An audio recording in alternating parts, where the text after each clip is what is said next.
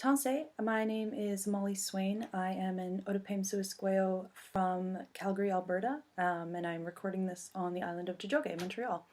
I will be reading the TRC Executive Summary, pages 63 to 65. In the United States, the annual per capita cost at the Chilocco Indian Residential School in Oklahoma in 1937 was $350. According to the American Child Welfare League, the per capita costs for well-run institutions in that country ranged between $313 and $541. It would not be until the late 1950s that changes were made in the funding system in Canada that were intended to ensure that the schools could recruit qualified teachers and improve the student diets.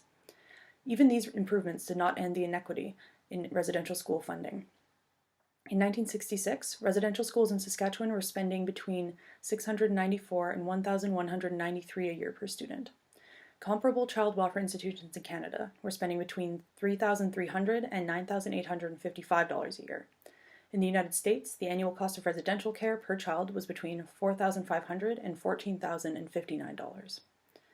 Compelling attendance. It was not until 1894 that the federal government put in place regulations relating to residential school attendance.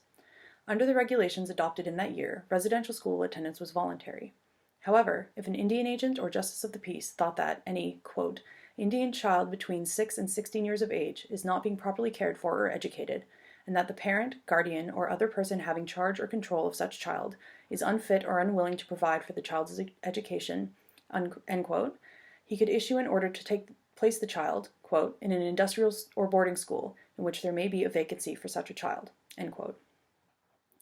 If a child placed in the school under these regulations left a residential school without permission, or did not return at a promised time, school officials could get a warrant from an Indian agent or a justice of the peace authorizing them, or a police officer, truant officer, or employee of the school or Indian Affairs to, quote, search for and take such child back to the school in which it had been previously placed, end quote. With a warrant, one could enter, by force if need be, any house, building, or place named in the warrant and remove the child.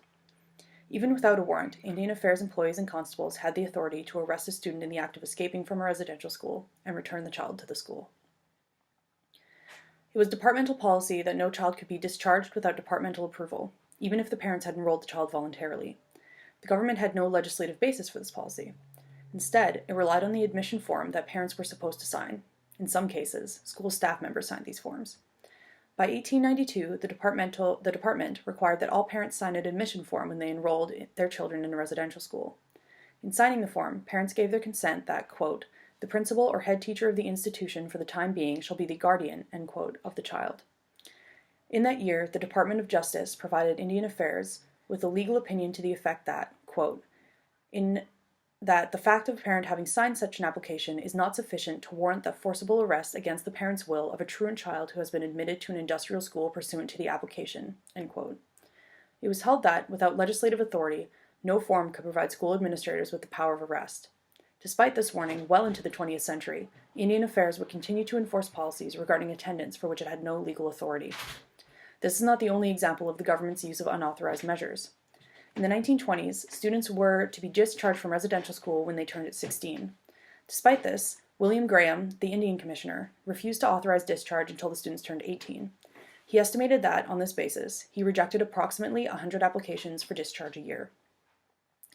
In 1920, the Indian Act was amended to allow the government to compel any First Nations child to attend residential school. However, residential school was never compulsory for all First Nations children. In most years, there were more First Nations children attending Indian Affairs day schools than residential schools. During the 1940s, this pattern was reversed. In the 1944 to 45 school year, there were 8,865 students in residential schools and 7,573 students in Indian Affairs day schools. In that year, there were reportedly 28,429 school-aged Aboriginal children. This meant that 31.1% of school-aged Aboriginal children were in residential school.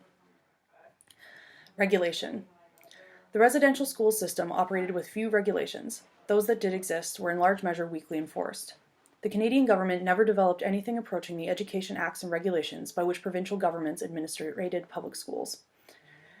The key piece of legislation used in regulating the residential school system was the Indian Act. This was a multi-purpose piece of legislation that defined and limited First Nations life in Canada. The Act contained no education-related provisions until 1884.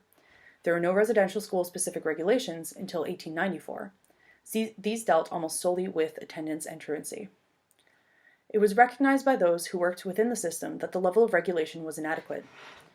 In 1897, the Indian Affairs Education official, Martin Benson, wrote, quote, "No regulations have been adopted or issued by the department applicable to all its schools, as had been done by the provincial governments." End quote.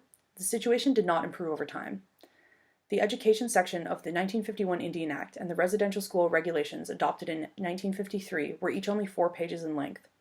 By comparison, the Manitoba Public Schools Act of 1954 was 91 pages in length. In addition to the Act, the Manitoba government had adopted 19 education-related regulations.